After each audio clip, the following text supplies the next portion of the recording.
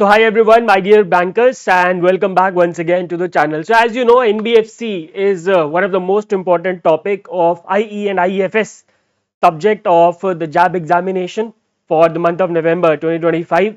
So in today's video, we are going to talk about the introduction to NBFC. We are going to talk about what are NBFCs, how they are different from banks, and what are the things which are required for registering as an NBFCs. So all of these we will be talking about in today's video. Alright, so let's begin with first of all what is an NBFC. According to RBI NBFC की definition क्या है हम उसकी बात करते हैं. So first of all, NBFC, my dear friends, it is a company registered under the Companies Act of 1956 or 2013, right? So if anyone asks you that under which act the NBFCs are registered, so this straightforward answer would be Companies Act 1956 or Companies Act 2013, right? Now its primary business includes, क्या क्या इसका जो primary business है उसमें सबसे पहला काम है providing loans and advances, housing loan, car loans, all types of loans. Then investing in shares, stocks, bonds, debentures or similar government or local authority issued marketable securities, and also engaging in leasing and hire purchase activities. These are the three primary functions, or you can say the primary business of NBFCs. However, NBFCs do not include all those businesses whose primary business involve agricultural or industrial activities. कोई भी industrial activity अगर हो रही है, then that company, that organization is not an NBFC. Buying or selling goods, right, excluding securities of course, providing services and dealing in sale, purchase और construction of immovable property. इनमें से किसी भी तरीके के बिजनेस में अगर कोई ऑर्गेनाइजेशन इन्वॉल्व होगा, then that organization will not be classified as an NBFCs. We will also be talking about the classification of NBFCs in the upcoming videos. Don't worry about that. Now, a non-banking institution that primarily collects public deposits in lump sums or installments under any scheme or arrangement are called RNBCs. What are RNBCs? Residual non-banking companies. Residual non banking company. So ऐसे companies, ऐसे institution, ऐसे non banking institution जो कि public deposit collect करते हैं in lump sum और in instalments under any particular scheme, तो उसको हम क्या बोलते हैं, ऐसे अरेंजमेंट को हम क्या बोलते हैं, residual non banking companies, right? So that is the definition of NBFC. Now you must be wondering how NBFCs are different from the banks. So there are three major differences between banks and the NBFCs, and these three differences have been highlighted by the RBI itself. Now ये जो भी मैं आपको पढ़ा रहा हूँ, everything is from the RBI circular, RBI FAQs. ठीक है, मैं अपनी तरफ से कुछ भी नहीं ले रहा और ना ही कोई इधर उधर का सोर्स है. It is directly from the RBI website. So NBFC cannot accept demand deposit. That is the very first difference between the banks and the NBFCs. Number one. Number two, NBFCs do not form the part of payment and settlement system. They are not from the part of UPI, RTGS, and EFT. The entire payment and settlement system, NBFCs are not a part, and they also cannot issue checks drawn on themselves. All right. Also very important, the deposit insurance facility, you must be knowing about this, that जो bank में savings account के अंदर जो लोग पैसा deposit करते हैं, they get insurance through the DICGC, that is deposit insurance and credit guarantee corporation, up to 5 lakh rupees, right? Such deposit insurance facility is not available to the depositors of deposit taking NBFCs. There are certain deposit taking NBFCs as well, उसके बारे में हम आगे बात करेंगे, don't worry. So for those depositors who are depositing in the deposit taking NBFCs, this deposit insurance facility of DICGC is not available. However, obviously this is available for the depositors of banks. ठीक है, these are the three major differences, my dear friends, between the banks and the NBFCs. I hope it is clear. Now, what is the process of registration of an NBFC? ठीक है, so there are two conditions that need to be fulfilled if any particular organization wants to register itself as an NBFC. Number one, a certificate of registration has to be obtained from RBI. सबसे पहले जो registration का certificate होगा वो कौन देगा? RBI देगा. And दूसरा, the net owned fund must be of at least 10 crore effective from 1st of October 2025. ठीक है, net owned fund कितना होना चाहिए? कम से कम 10 करोड़ होना चाहिए, right? If you want to establish, if any particular organization wants to register a new NBFC, then it must meet the 10 crore NOF requirement from the outset. However, जो existing NBFCs थे 1 अक्टूबर 2022 से पहले, उनको टाइम दिया गया है that you will have to comply with 10 crore NOF threshold by 31st March 2027.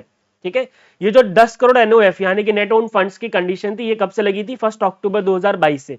उसके बाद से जो नए NBFC रजिस्टर हुए हैं उन सबको बोला है that from the very first day you need to maintain you need to comply with 10 crore NOF requirements, right?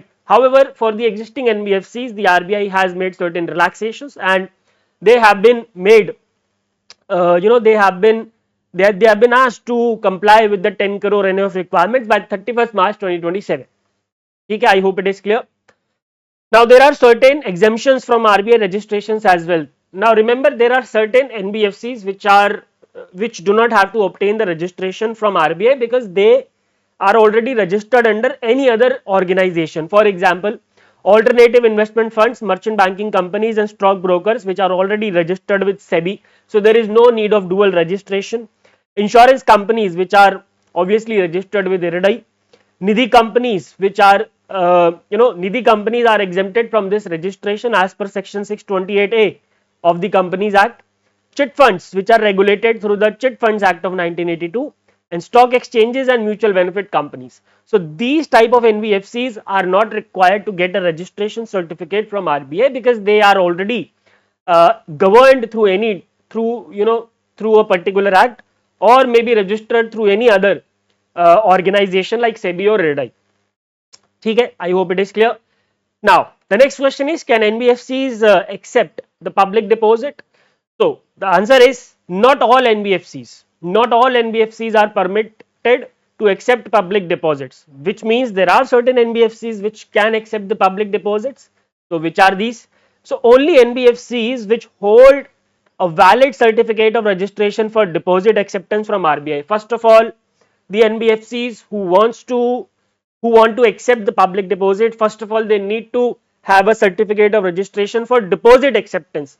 एक जो एस्टैब्लिशमेंट का रजिस्ट्रेशन सर्टिफिकेट है वो अलग है, डिपॉजिट एक्सेप्टेंस का सर्टिफिकेट ऑफ रजिस्ट्रेशन अलग लेना पड़ता है, and that has to be obtained from RBI, right?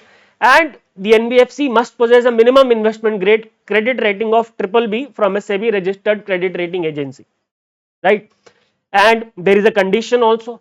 ठीक है, such NBFCs may accept or hold public deposit up to 1.5 times of their net owned funds. जो भी उनका net owned fund होगा उसके 1.5 टाइम्स ही वो पब्लिक डिपॉजिट को accept कर सकते हैं. ठीक है, now there are certain deposit terms and interest rate भी है. So maximum permissible interest rate is 12.5%.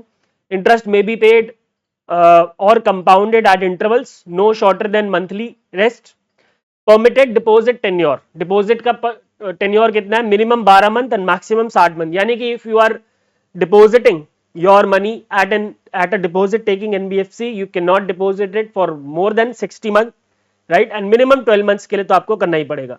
NBFCs are also prohibited from accepting the on demand repayable deposits. जो on demand repayable deposits होते हैं NBFCs वो नहीं कर सकते. ठीक है, अब याद रखेंगे ये जो रेगुलेटरी रेस्ट्रिक्शंस हैं on the deposits taking NBFCs ये आए थे post 1997.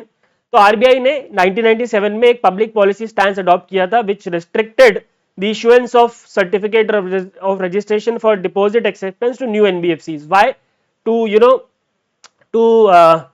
To serve the public interest. Basically public interest में किया गया था बिकॉज एनबीएफसीज का क्या है कि दीज आर जैसे बैंक्स हैं, बैंक्स में there are very less chances. Banks में जब फेल होने के चांसेस कम होते हैं लेकिन एनबीएफसी में फेल होने के चांसेस ज्यादा होते हैं. सो डिपॉजिटर्स के इंटरेस्ट में the RBI in 1997 adopted a public policy stance where it restricted the issuance of certificate of registration for deposit acceptance to new NBFCs. जो पहले से चले आ रहे थे उनके लिए ये ऊपर वाली कंडीशंस है जो हमने डिस्कस करी, right?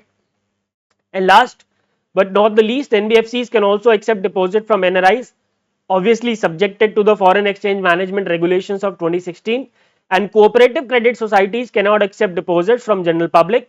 They can accept deposits only from their members within the limits specified in their bylaws. यानी कि क्या है, जो कोऑपरेटिव क्रेडिट सोसाइटी है they cannot accept the deposit from general public. However, they can accept deposit from their own members, जैसा कि self help groups में होता है या फिर कोऑपरेटिव बैंक्स में जनरली ऐसा ही होता है कि they can, not cooperative banks, cooperative credit societies या एसएचजीज का आपको पता होगा 10 लोग मिलते हैं, पैसा जमा करते हैं और एक दूसरे को लोन बांटते हैं. That is the same case with cooperative credit society. They cannot accept deposit from general public, but they can deposit, they can accept deposit from their own members. ठीक है, चलिए, that's all for introduction of NBFCs, my dear friends. छोटी छोटी videos ही रखेंगे, ज्यादा लंबी नहीं रखेंगे अभी के लिए, because overwhelming हो जाएगा. In the next video, I will be talking about the types of NBFC, which is one of the most important topic for this particular exam. If you want to have the PDF of this class, you can join this Telegram channel. You can scan this QR code and just join it. Thank you very much for watching. Goodbye, take care, and God bless.